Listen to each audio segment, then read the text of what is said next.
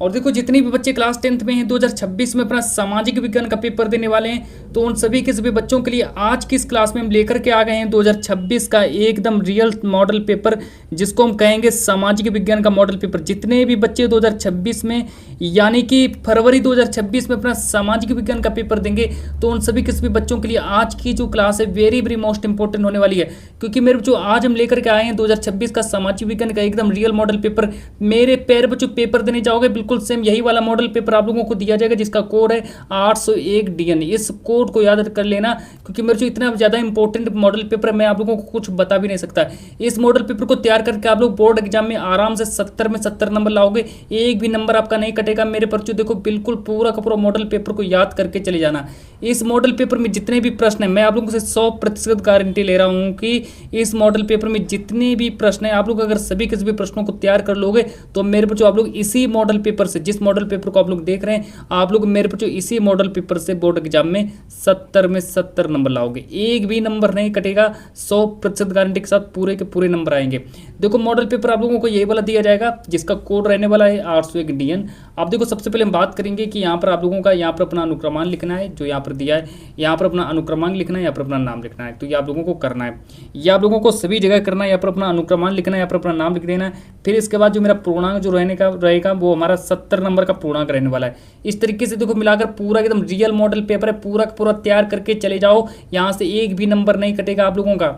आप देखो बात करते हैं आप लोगों का समय कितना है, समय 3 घंटे 15 मिनट, यानी कि 3 घंटे 15 मिनट में आप लोगों को पूरा का पूरा पेपर सॉल्व कर देना है, एक भी प्रश्न को नहीं छोड़ना है। 3 घंटे 15 मिनट में आप लोगों को अपना पूरा पेपर सॉल्व करना है।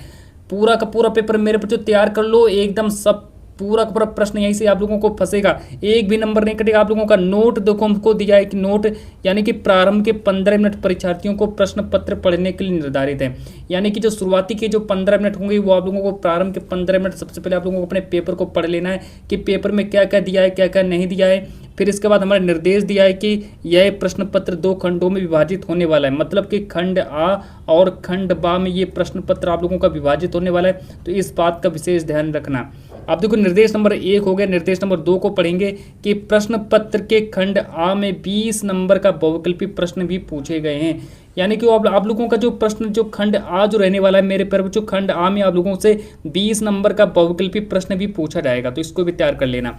आप देखो बात करते हैं निर्देश नंबर 3 के बारे में कि प्रश्न पत्र के खंड बा में 50 नंबर का वर्णनात्मक प्रश्न भी पूछा गया है।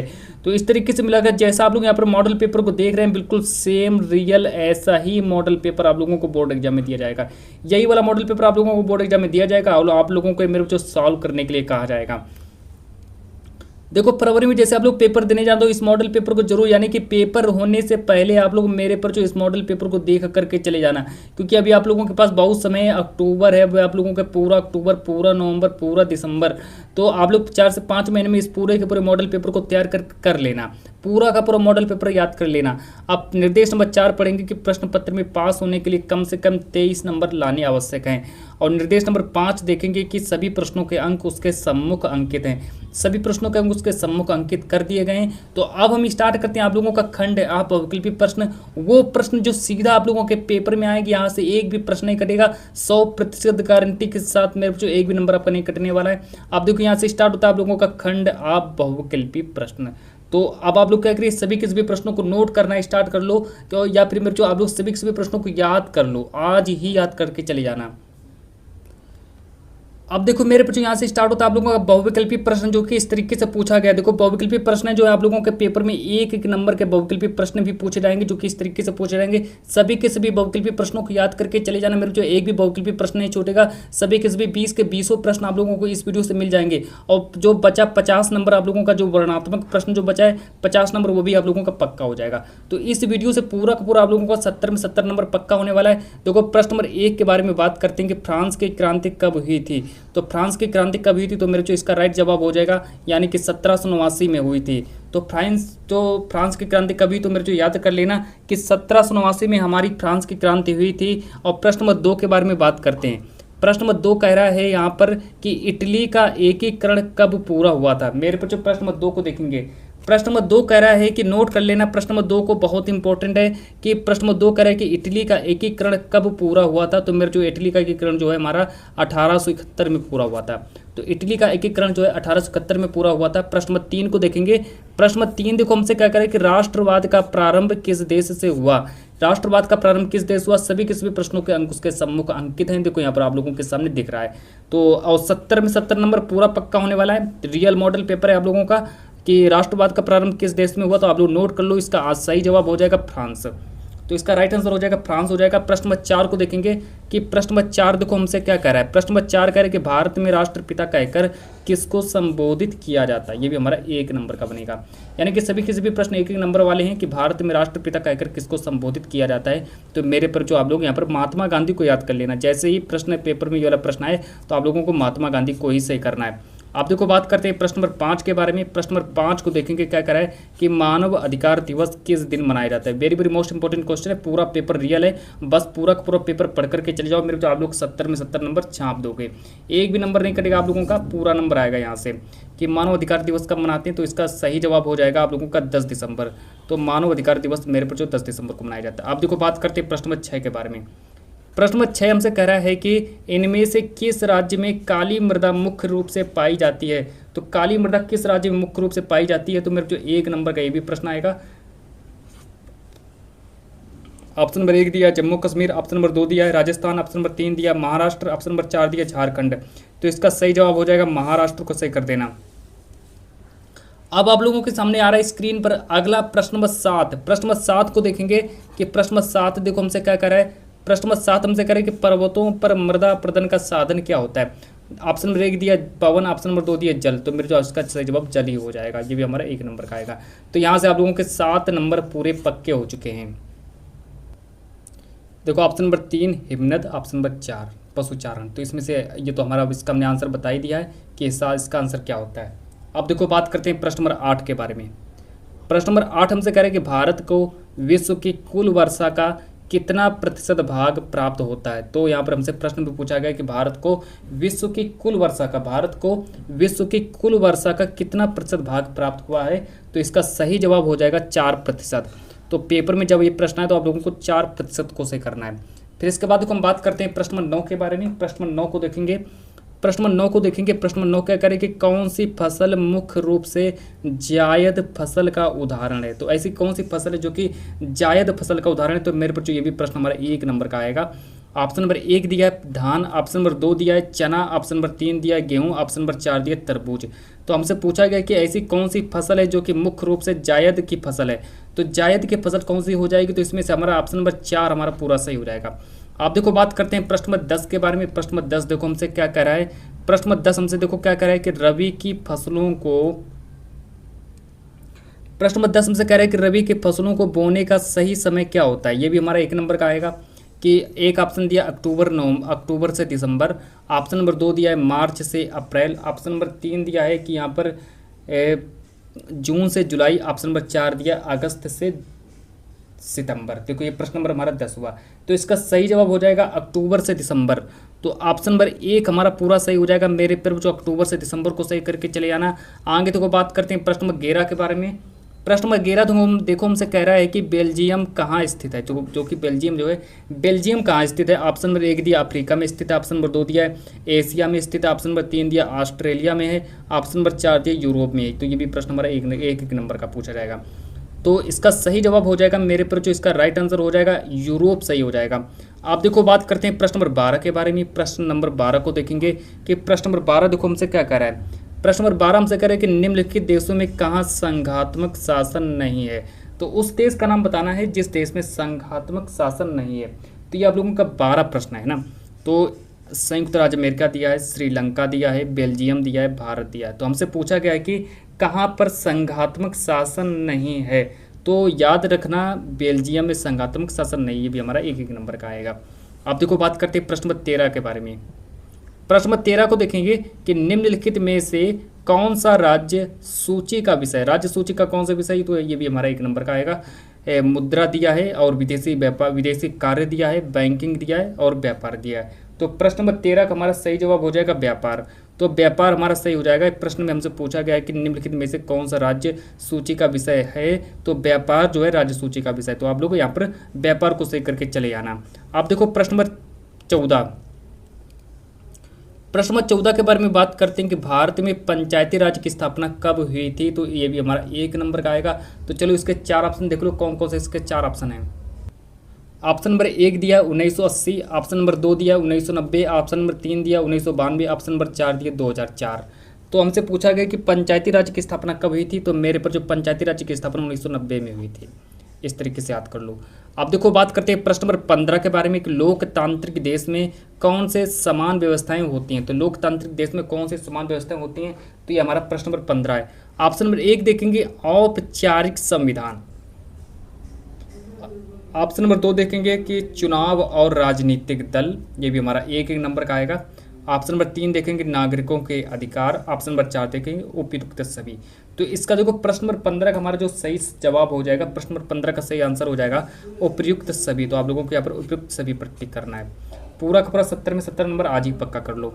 प्रश्न नंबर 16 को देखेंगे। प्रश्न नंबर 16 हमसे कह रहा है कि यहाँ पर क्या कह रहा है, देखो प्रश्न नंबर 16 कि सूचना का अधिकार अधिनियम कब लागू किया गया। तो सूचना का अधिकार अधिनियम कब लागू किया गया, तो मेरे जो 1 नंबर का ये वाला भी प्रश्न आएगा। ऑप्शन नंबर 1 दिया 2005, ऑप्शन नंबर 2 दिया 1999, ऑप्शन नंबर 3 दिया 2010, ऑप्शन नंबर 4 दिया 2001। तो प्रश्न नंबर 16 का हमारा सही जवाब हो जाएगा 2005। तो जहाँ पर भी हमारा 2005 लिखा हो तो वही हमारा सही जवाब हो जाएगा। पूरा मॉडल पेपर सॉल्व करवा देंगे। प्रश्न नंबर 17 देखो क्या कह रहा है। प्रश्न नंबर 17 हमसे कह रहा है कि उपभोक्ता सुरक्षा अधिनियम, जो हमारा उपभोक्ता सुरक्षा अधिनियम जो है ये कब बना था। तो मेरे जो प्रश्न नंबर 1 ये वाला प्रश्न तो 1 नंबर का आएगा कि उपभोक्ता सुरक्षा अधिनियम कब बना था। तो देखो प्रश्न नंबर 17 का राइट आंसर हो जाएगा 1986 को सही करना, 1986 को सही करना। आगे देखो बात करते हैं प्रश्न नंबर 18 के बारे में। प्रश्न नंबर 18 देखो हमसे कह रहा है कि दो राज्यों के बीच वस्तुओं का आदान प्रदान कहलाता है। तो दो वस्तुओं के बीच दो राज्यों के, यहाँ पर लिखा है दो राज्यों के बीच वस्तुओं का आदान प्रदान क्या कहलाता है। तो मेरे पर जो 1 नंबर का ये वाला भी प्रश्न आएगा। ऑप्शन नंबर 1 दिया राष्ट्रीय व्यापार, ऑप्शन नंबर 2 दिया अंतर्राष्ट्रीय व्यापार, ऑप्शन नंबर 3 दिया है यहाँ पर आंतरिक व्यापार, ऑप्शन नंबर 4 दिया वस्तु विनिमय। तो इसका देखो 1 नंबर का ये प्रश्न आएगा। तो यहाँ पर हमारा सही जवाब हो जाएगा आंतरिक व्यापार। तो आप लोगों को यहाँ पर आंतरिक व्यापार को सही करना है। प्रश्न नंबर 19 को देखेंगे। प्रश्न नंबर 19 देखो हमसे क्या कह रहा है। प्रश्न नंबर 19 हमसे कह रहा है मेरे पर बच्चों कि विश्व व्यापार संगठन का मुख्यालय कहाँ पर है। तो ये हमारा 1 नंबर का आएगा। तो विश्व व्यापार संगठन का मुख्यालय कहाँ है। तो ऑप्शन नंबर 1 दिया वाशिंगटन में है, ऑप्शन नंबर 2 दिया जिनेवा में है, ऑप्शन नंबर 3 दिया लंदन में है, ऑप्शन नंबर 4 दिया टोक्यो में है। तो विश्व व्यापार संगठन का मुख्यालय कहाँ है। तो यहाँ पर हमारा सही जवाब हो जाएगा जिनेवा में है। तो विश्व व्यापार संगठन का मुख्यालय जिनेवा में हो जाएगा। प्रश्न नंबर 20 देख लो क्या कर रहा है। प्रश्न नंबर 20 कह रहा है कि निम्न में से सार्वजनिक क्षेत्र में कौन नहीं है। तो सार्वजनिक क्षेत्र में किसको शामिल नहीं किया गया है। तो 1 नंबर का ये भी प्रश्न आएगा। तो ये देखो रेलवे दिया है, टिस्को दिया है, डाकघर दिया, रेसेल दिया है। तो इसका सही जवाब हो जाएगा रेलवे। तो देखो यहाँ से आप लोगों के ये 20 नंबर पूरे पक्के हो गए। 20 नंबर यही वाले 20 नंबर पूछे जाएंगे, इससे बार कोई 20 नंबर नहीं आएंगे। तो आप लोग इतना तैयार कर लो। अब चलो बात करते हैं वर्णनात्मक सेकंड, जिसमें से आप लोगों के 4-4 नंबर वाले और 6-6 नंबर वाले प्रश्न पूछे जाएंगे। तो उन प्रश्नों के बारे में बात करते हैं। अब देखो यहाँ से स्टार्ट होता है आप लोगों का खंड बा वर्णनात्मक प्रश्न। खंड बा वो भी कौन सा वर्णनात्मक प्रश्न स्टार्ट होता है, जो कि लघु उत्तरीय प्रश्न होंगे। तो लघु उत्तरीय प्रश्न सभी के सभी लघु उत्तरीय प्रश्न यही वाले पूछे जाएंगे, जो मैं आप लोगों को आज की इस क्लास में सॉल्व करवा रहा हूँ। तो लघु उत्तरीय प्रश्न देख लो कौन कौन से लघु उत्तरीय प्रश्न हैं जो कि आपके पेपर में आएंगे। तो 4-4 नंबर वाले 4 प्रश्न पूछे जाएंगे, यानी कि 16 नंबर का आप लोगों का लघु उत्तरीय प्रश्न पूछा जाएगा। तो देख लो कौन कौन से लघु उत्तरीय प्रश्न जो आपके पेपर में आएंगे। तो निम्न प्रश्नों के उत्तर लगभग आप लोगों को 80 शब्दों में आप लोगों को प्रश्नों को उत्तर देने हैं। तो पहला प्रश्न देखो क्या कर रहा है। पहला प्रश्न है कि भारतीय राष्ट्रवाद के उदय के 3 कार्य को लिखिए, मतलब 3 कार्य लिखो। तो भारतीय राष्ट्रवाद के 3 कार्य लिखो। तो ये हमारा 4 नंबर का आएगा। अगर आप लोगों को इसका आंसर नहीं याद है तो आप लोग इसका आंसर लिखना है। अथवा करके दिया है कि असहयोग आंदोलन के कारण तथा उसके प्रभावों का उल्लेख करो। तो 2 में से आप लोग एक आंसर करना है। 2 में से अगर आप लोगों को इसको याद है तो इसको कर देना, अगर आप लोगों को इसका आंसर याद है तो आप लोग इसका आंसर लिख देना। अब देखो आगे बात करते हैं प्रश्न नंबर 2 के बारे में। प्रश्न नंबर 2 देखो कि मृदा अपरदन का क्या अभिप्राय है, इस समस्या के समाधान हेतु कोई चार उपाय बताइए। तो मृदा अपरदन से क्या अभिप्राय, इस समस्या को समाधान तो कोई 4 उपाय बताइए। तो 4 उपाय आप लोग लिख सकते हैं। 4 नंबर का प्रश्न आएगा। एक अथवा करके दिया, अगर आप लोगों को इसका उत्तर नहीं आता है तो एक मौका आप लोगों को दिया गया है कि जल संरक्षण के लिए अपनाए गए किन्हीं 6 उपायों का वर्णन कीजिए। 6 उपाय बताने। अगर आप लोगों को इसका आंसर नहीं याद है तो आप लोग इसका आंसर भी लिख सकते हो, मतलब 2 में से एक का आंसर करना है। नोट कर लो इसको, सबको नोट कर लो, नोट करते चलो। प्रश्न नंबर 3 को देखेंगे। प्रश्न नंबर 3 देखो हमसे क्या कह रहा है कि सत्ता की साझेदारी लोकतंत्र की आत्मा है। जो सत्ता की जो साझेदारी है वो लोकतंत्र की आत्मा है, इस कथन की विवेचना कीजिए। तो 4 नंबर के ये भी प्रश्न हमारा आएगा। और अथवा करके दिया है, अगर आप लोगों को इसका आंसर नहीं है तो आप लोग इसका भी आंसर लिख सकते हो कि भारत में केंद्र और राज्यों के बीच सत्ता के बंटवारे में किन्हीं 3 विशेषताओं का वर्णन कीजिए। तो 4 नंबर वाले प्रश्न आएंगे। इसके बाद देखो हमारा अगला प्रश्न है, प्रश्न नंबर 4 देख लो कि आर्थिक तथा अनार्थिक क्रिया में अंतर बताएं, अंतर के केवल 2 बिंदु लिखें। तो यह भी हमारा 4 नंबर का बनेगा। अथवा करके दिया, अगर आप लोगों को इसका उत्तर नहीं याद है तो आप लोग इसका भी उत्तर लिख सकते हो कि तृतीयक क्षेत्र क्या है, इसकी विशेषताओं की समीक्षा कीजिए। तो यहाँ से आप लोगों का लघुत्तरीय प्रश्न पूर्ण रूप से समाप्त होता है। लघुत्तरीय प्रश्न आप लोगों के इतने ही लघुत्तरीय प्रश्न बनते हैं बस, है ना। तो अब स्टार्ट होता है आप लोगों का यहाँ पर वर्णात्मक सेकंड। वर्णात्मक सेकंड देखो जो कि आप लोगों के पेपर में 6 नंबर वाले प्रश्न बनेंगे। तो वर्णात्मक प्रश्न यानी कि 6 नंबर वाले प्रश्न देख लो, जिनका उत्तर आप लोगों को कम से कम 150 से 180 शब्दों में लिखना होता है। अब यहाँ पर स्टार्ट होता है आप लोगों का विस्तृत उत्तरीय प्रश्न। विस्तृत उत्तरीय प्रश्न यानी कि 6 नंबर वाले प्रश्नों के बारे में बात करेंगे। सभी के सभी प्रश्नों को नोट कर लेना।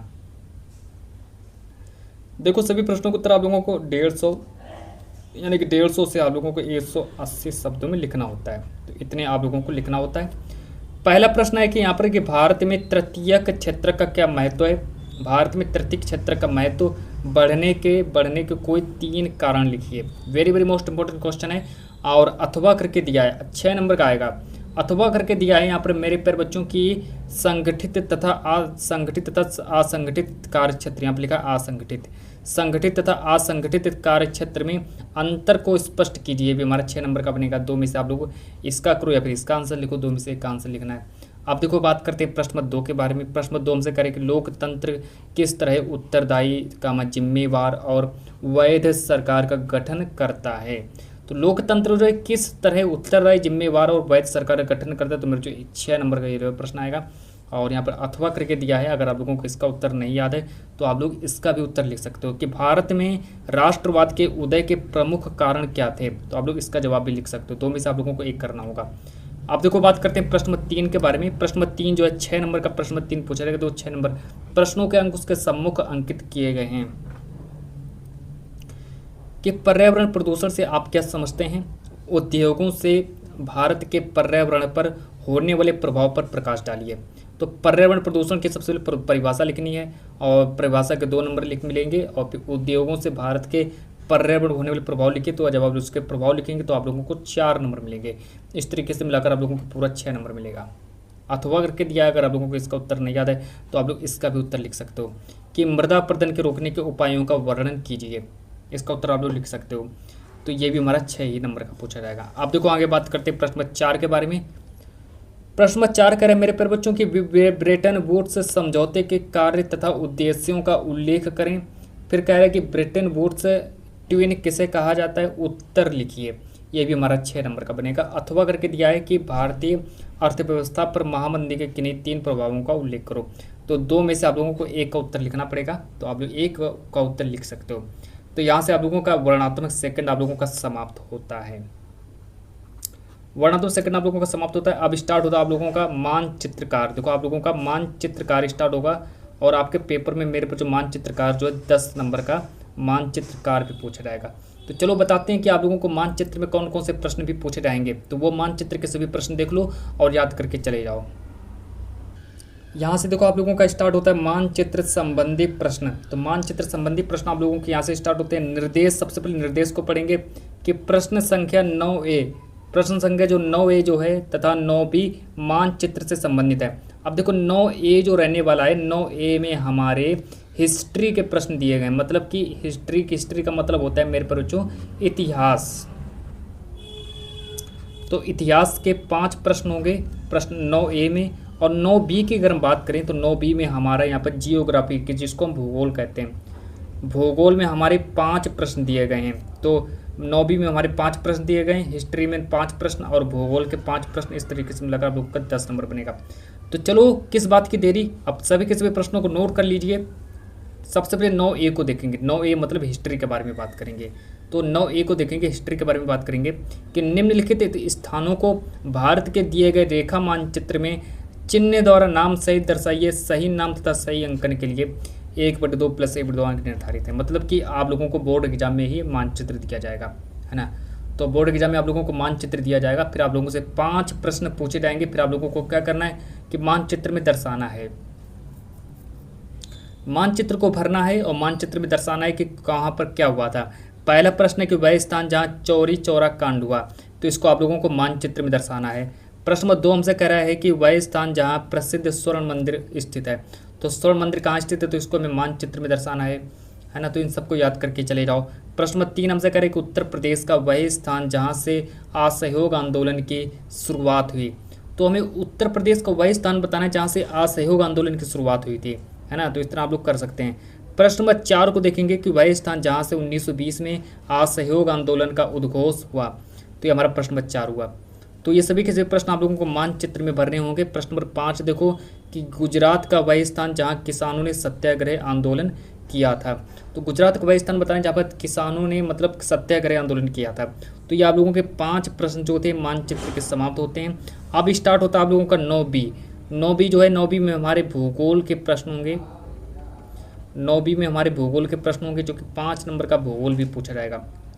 पहला प्रश्न है मानचित्र। जब आप लोगों को दिया जाएगा मानचित्र में, आप लोगों को इस तरीके का मानचित्र होता है, तो इसमें से आप लोगों को चिन्ह द्वारा दर्शाना कि जो राजस्थान की राजधानी का होती है, राजस्थान की राजधानी को मतलब इस प्रकार के चिन्ह द्वारा नाम सहित दर्शाना है। तो आप लोग दर्शा सकते हैं जैसे आप लोगों को मानचित्र दिया जाए। प्रश्न नंबर 2 हमसे करें कि मैंगनीज उत्पादक का एक क्षेत्र, जैसे कि मैंगनीज उत्पादक का कोई क्षेत्र बताना है और उसको हमें इस प्रकार के गोले के रूप में चिन्ह द्वारा नाम सहित दर्शाना है। प्रश्न नंबर 3 को देखेंगे कि जो हमारा मूंगफली का सबसे बड़ा उत्पादक राज्य कौन सा है, तो उत्पादक राज्य कौन सा है उसको हमें इस प्रकार के चिन्ह द्वारा दर्शाना है, नाम द्वारा सहित चिन्ह द्वारा सबको दर्शाना है। प्रश्न नंबर 4 हमसे करें कि सलाल बांध चिन्ह नाम द्वारा नाम सहित दर्शाना है, तो सलाल बांध को दर्शा देना। फिर इसके बाद हमारा प्रश्न नंबर 5 कह रहा है कि ताप्ती नदी जो है इसको हमें इस प्रकार के चिन्ह द्वारा नाम सहित दर्शाना है। तो देखो आप लोगों का मानचित्र कार्य भी पूरा का पूरा समाप्त होता है। तो जब तक कि आज के इस वीडियो को मैं इतना ही रखता हूँ। यहाँ से आप लोगों का पूरा मॉडल पेपर मैंने समाप्त कर दिया है। पूरा का पूरा मॉडल पेपर तैयार करके चले जाओ, सभी के सभी प्रश्न आप लोगों को यहाँ से मिल जाएंगे।